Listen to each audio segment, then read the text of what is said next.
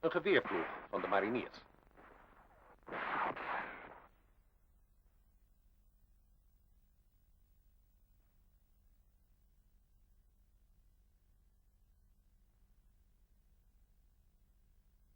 Twee man aan een schijf tegen 1 man met een karabijn.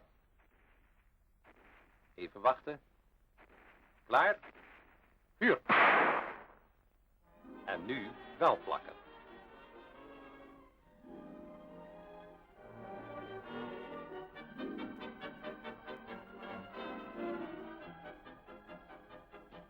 Een mascotte, zou die werkelijk geluk brengen? De goede oude Bren, de lichte mitrailleur die tot dusver alle vernieuwingen heeft overleefd. Schieten lijkt zo eenvoudig. Even mikken, dan afdrukken en met 1 raak. Ja, dat had je gedacht. Het vereist een gedegen vooropleiding, langdurig en geduldig oefenen. Goed pistoolschieten is een kunst die je pas na veel moeizame inspanningen leert. Nog een mascotte. Zwaan, kleef aan.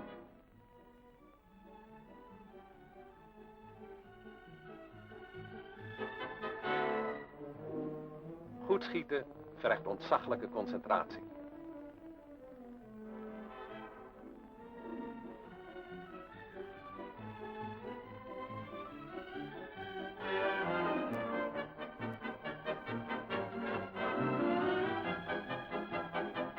Op de 3e dag van het schuttersfestijn komen de finalisten op de mitrailleur, de karabijn, het geweer en het pistool tot topprestaties. Dat wijst het scorebord aan.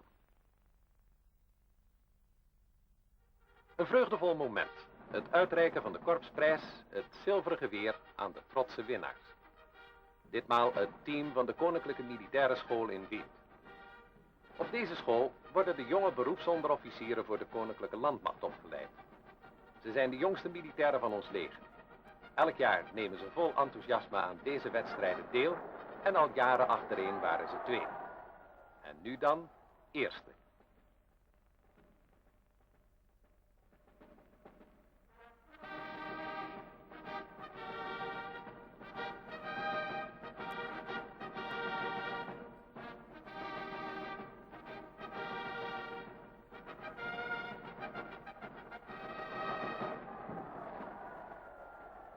Het 3e depot infanterie in Roermond behaalde bij deze gelegenheid de 2e prijs.